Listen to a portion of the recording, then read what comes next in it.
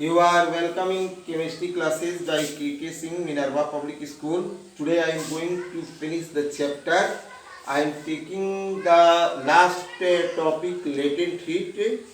What is latent heat? It is the amount of heat needed to change the state of a matter, means solid to liquid, liquid to vapor, vapor to liquid, liquid to solid, etc.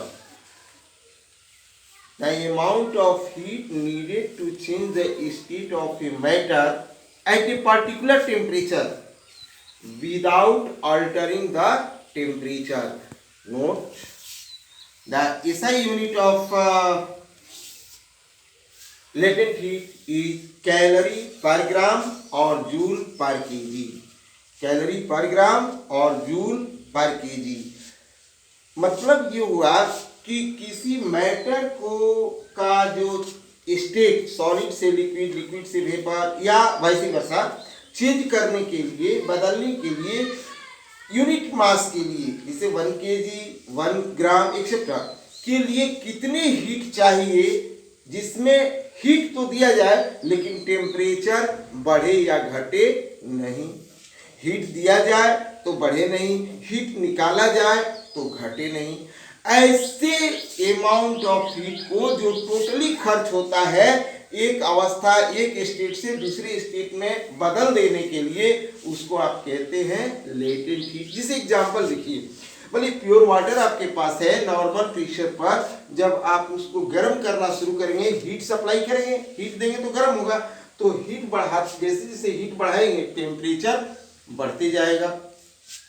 अब एक stage ऐसा आएगा 100 degree Celsius पर, ये 100 degree सी पर, कि अब उसके बाद हीट तो आप दे रहे हैं, गर्म कर रहे हैं, लेकिन टेम्परेचर फिक्स हो गया, नहीं बढ़ रहा है।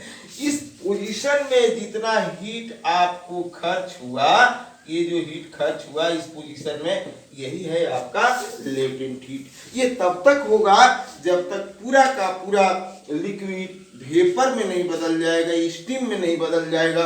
जब वो स्टीम में बदल जाएगा, उसके बाद जब हीट देंगे तो फिर टेम्परेचर क्या होगा, ऊपर उठने लगेगा, बढ़ने लगेगा। तो ये पोजीशन में जितना हीट आपने दिया उसको आप कहते हैं लेटेंट हीट। इसके लिए एक एग्जांपल देख लीजिए।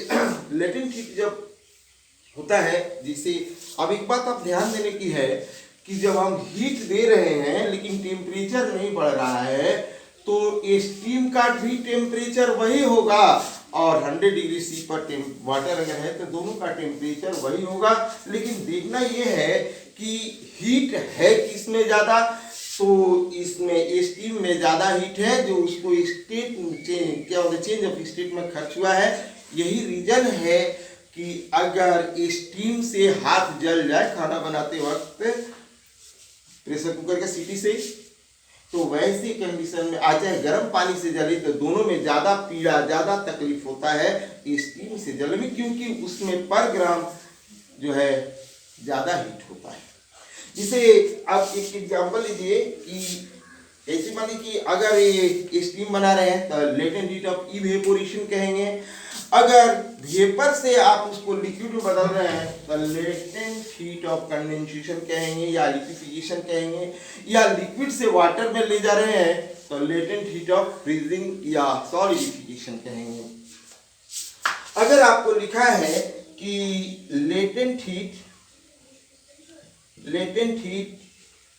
Of evaporation, vaporisation of pure water at 100 degree C is 540 calorie per gram. What do you mean by this statement?